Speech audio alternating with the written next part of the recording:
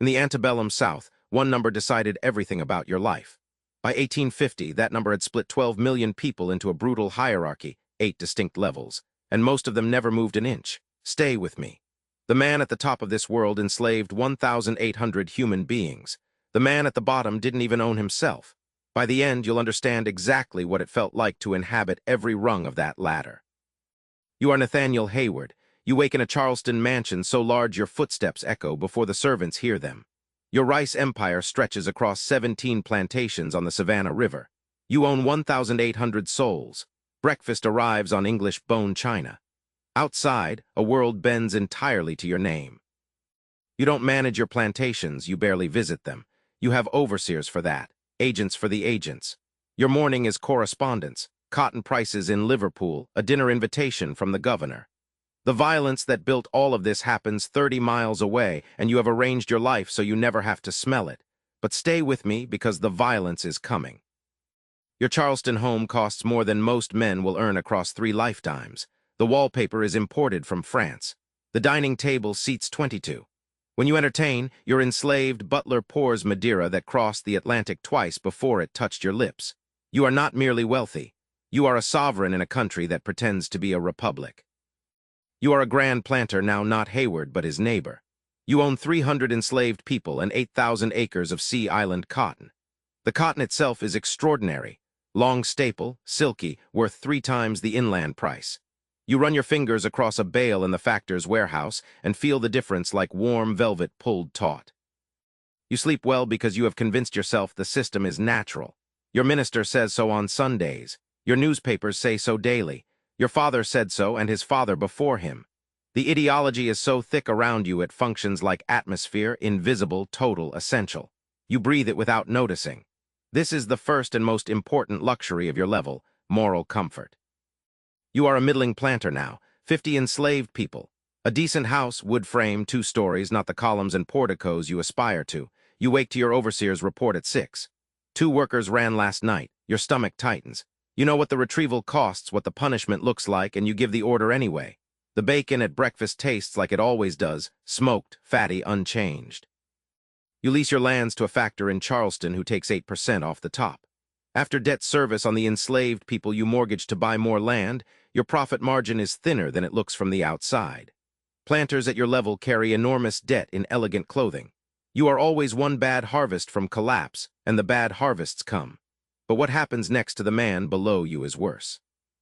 You are now a small slaveholder, 10 people, 160 acres of upcountry South Carolina red clay.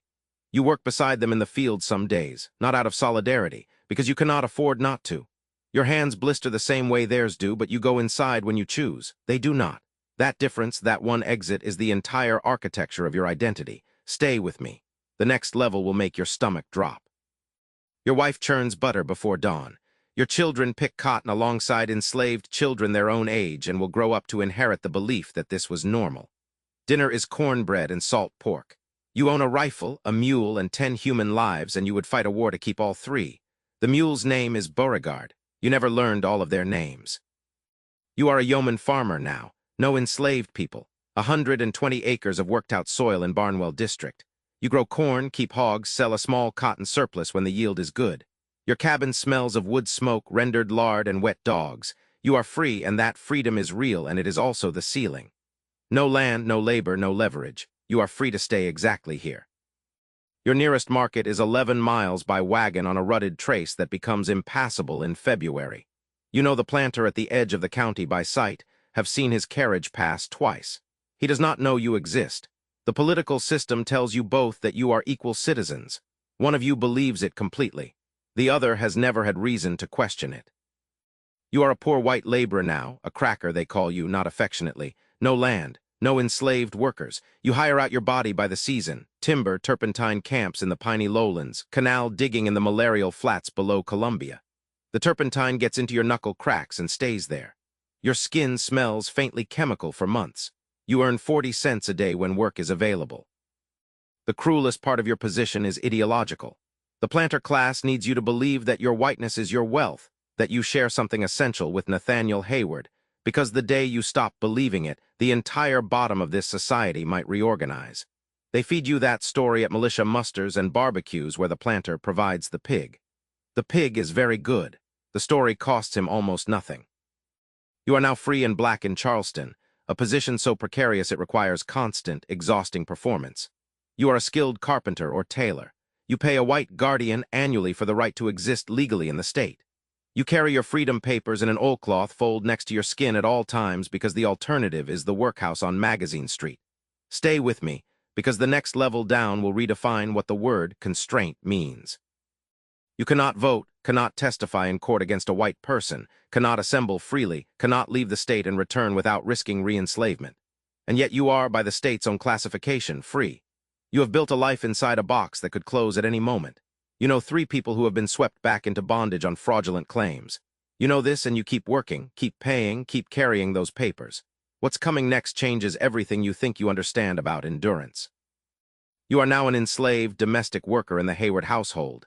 Inside, the work is invisible until it isn't. You polish silver until your reflection looks back distorted. You stand at the edge of rooms where people discuss your future as property. You hear everything and are expected to retain nothing. You smell the Madeira, the beeswax candles, the gardenia in the front parlor, and you have learned to keep your face still as water. You know things about this family that could destroy them. You have heard the arguments, seen the ledger left open on the desk, watched the man of the house at his worst hours.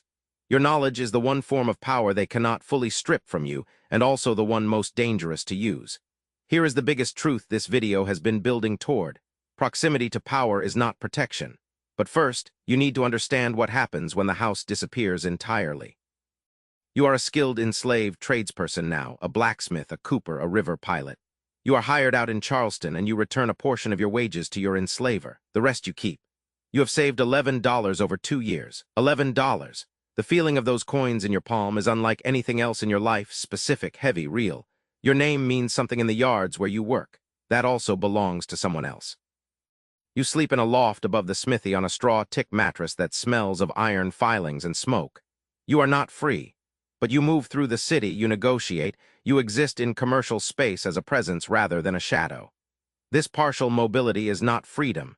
It is a longer leash. But you feel the difference between this and the field in your legs every single day.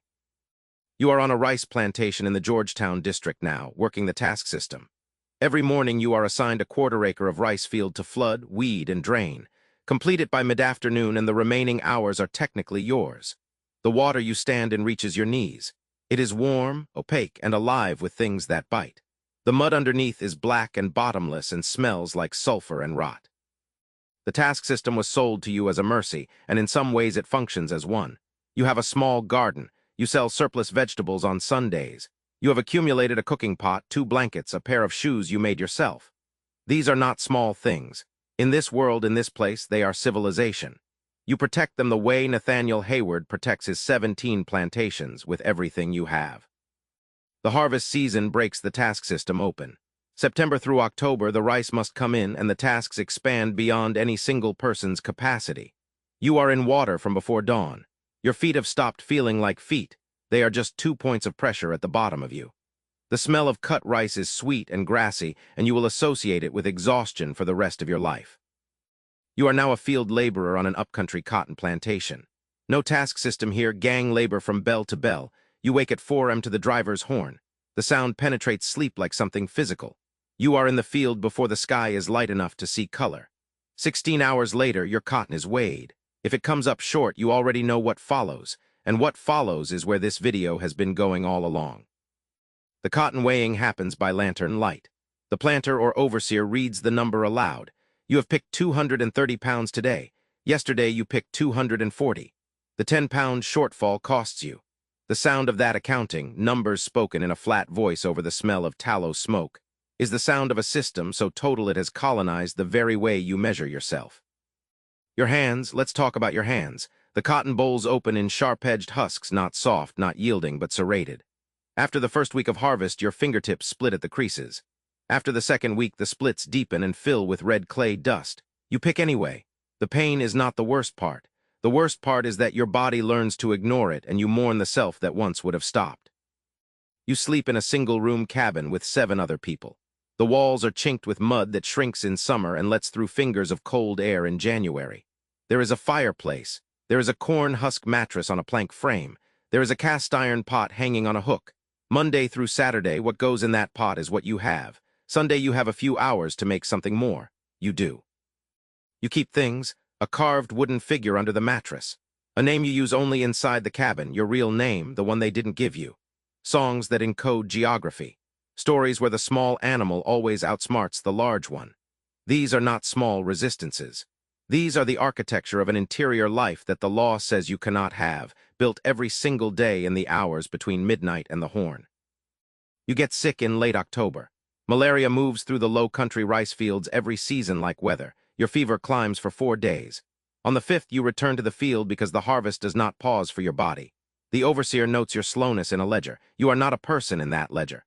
You are a depreciated asset under seasonal strain. The rice smells sweet. The sun is enormous. Your legs carry you forward. Here is where we started. The man who owned 1,800 human beings and the man who owned nothing, not even himself. Nathaniel Hayward died in 1851, worth the equivalent of $400 million. The people who built that wealth died without a line in any ledger that recorded them as anything but property. 8 levels, 1 number. And the question the comment section needs to answer: which level do you think history has forgotten most completely?